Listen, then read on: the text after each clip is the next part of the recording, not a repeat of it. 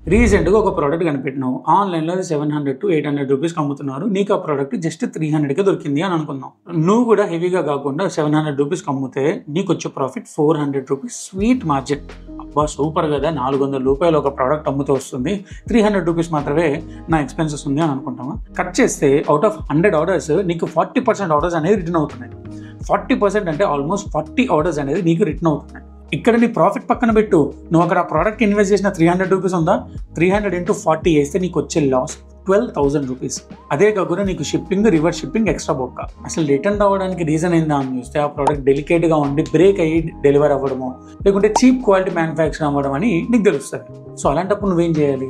First వచ్చేసరికి order sample. ఎప్పుడు product బాగుంది, తక్కువ ప్రైస్ పడుతుంది, ఎక్కువ మార్జిన్ వేసుకొని అమ్మచ్చు అని ఆలోచించకు.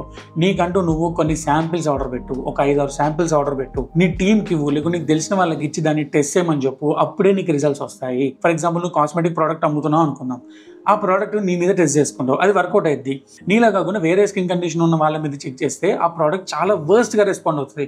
అలాంటప్పుడు ఏంటి, నీకు బ్యాడ్ రేటింగ్ వస్తుంది, రిటర్న్స్ అనేవి ఎక్కువ వస్తాయి, బ్యాడ్ రెప్యుటేషన్ కూడా బిల్డ్ అవుతుంది. సో ఇక్కడ ఏంటంటే ఒక ప్రోడక్ట్ శాంపిల్ తెచ్చుకున్నాక నువ్వు ఒక్కడే టెస్ట్ చేయకు, ఆ ప్రోడక్ట్ యూజ్ చేసే వాళ్ళందరికీ ఇచ్చి దాన్ని టెస్ట్ చేయమని చెప్పు. అప్పుడే నీకు ప్రాపర్ రెస్పాండ్ ఏంటో తెలుస్తుంది. సెకండ్ వన్ వచ్చేసరికి ఆ ప్రోడక్ట్ ట్రెండ్స్ ఏంటో చెక్ చేయి. అమెజాన్, ఫ్లిప్కార్ట్, మీషో ఇలాంటి వెబ్సైట్స్లో ఆ ప్రోడక్ట్ ట్రెండ్ ఎలా ఉంది, ఎన్ని సేల్స్ అవుతున్నాయి, ఎంత ప్రైజింగ్లో అమ్ముతున్నావు, దాని రివ్యూస్ ఎలా ఉన్నాయి, దాని రేటింగ్స్ ఎలా ఉన్నాయి, ఆ ప్రోడక్ట్ ఇమేజెస్ ఎలా ఉన్నాయి, లైవ్ వీడియోస్ ఎలా ఉన్నాయి, ఈచ్ అండ్ ఎవ్రీథింగ్ నువ్వు ట్రాక్ చేయాలి.